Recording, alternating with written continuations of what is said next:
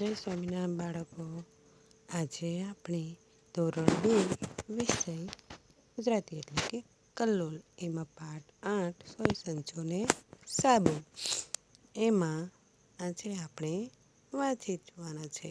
એટલે કે પ્રશ્નોના જવાબ. બિલ્લી માસી કોની પાસે ગઈ? તો કોની પાસે ગઈ બિલ્લી માસી વાર્તામાં? ખેડૂતભાઈ, પિંજરાભાઈ, વણકરભાઈ, દરજીભાઈ, ધોબીભાઈ, સુથારભાઈ, કુંભારભાઈ વગેરે પાસે ગઈ. એવી જ રીતના આગળ નંબર. બિલ્લી કુંભાર પાસે શા માટે ગઈ?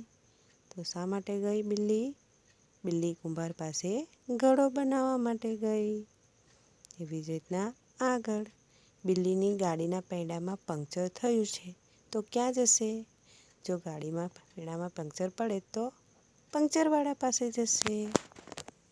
ક્યાં જશે? પંક્ચરવાળા પાસે. એવી રીતના આગળ જુઓ. બિલ્લી માસીને ચવાણું ખાવું છે તો તે ખરીદવા કોની પાસે જશે?